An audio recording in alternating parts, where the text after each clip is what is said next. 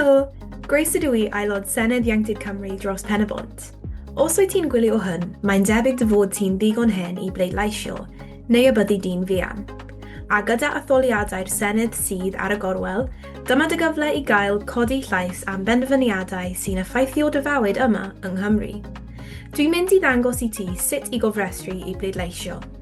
Mae'n llythrennol yn cymryd tua 5 munud, felly gad i ni fynd ati. Yn gyntaf, agor dy borwr a mynd i gov.uk/cyfrestru i bleidleisio. Dyma wefan swyddogol y Llywodraeth.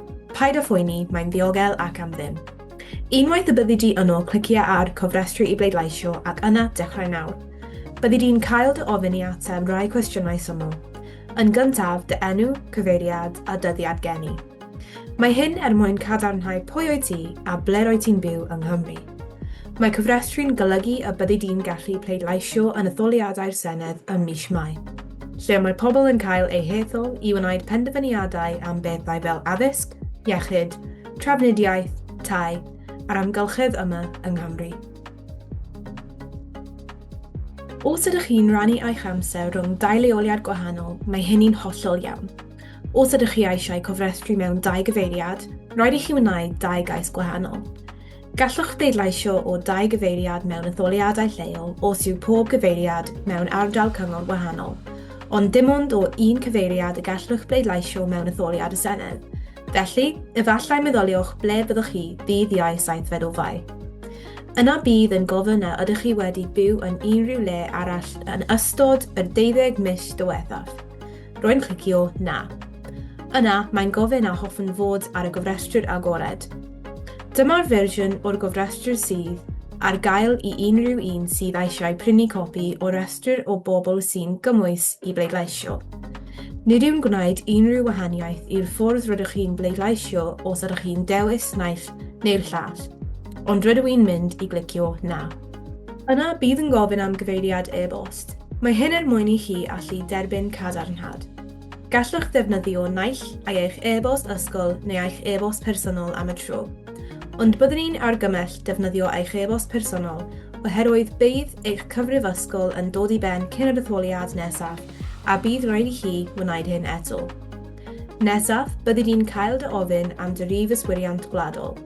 Os oes gen ti swydd, fydd fel arfer ar slip cyflog, P60 neu lythyr gan y swyddfa trethi neu cerdyn yswiriant gwladol. Efallai dy fod ti wedi gadw ar dy ffôn neu wedi ysgrifennu lawr gatref. Ond os nad oes gen ti dy rif yswiriant gwladol, paid â phoeni, gelli di gofrestru o hyd.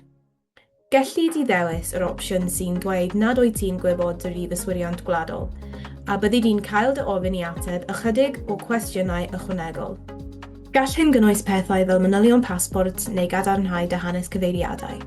Mae'n cymryd ychydig yn hirach, ond mae'n dal i weithio, ac mae llawer o bobl yn cyfrestru fel hyn. Os nad wyt ti erioed wedi derbyn rif yswiriant gwladol o gwbl, mae hynny'n iawn hefyd. Gelli di gwblhau'r ffurflen o hyd, a bydd dy dîm cofrestru etholiadol lleol yn cysylltu os oes angen unrhyw wybodaeth arall. Byddi di'n cael dy ofyn sut wyt ti eisiau pleidleisio yn etholiadau'r Senedd. Gelli di bleidleisio mewn person mewn gwrsaf bleidleisio, drwy'r post, neu drwy difrwy neu proxy vote, os na allwch fynychu ar y diwrnod. Does dim rhaid i ti benderfynu popeth ar hyn o bryd. Gelli di newid hyn yn nes ymlaen. Unwaith y byddi di wedi gwirio dy fanylion, clicia cyflwyno. Dyna ni, o ddifrif.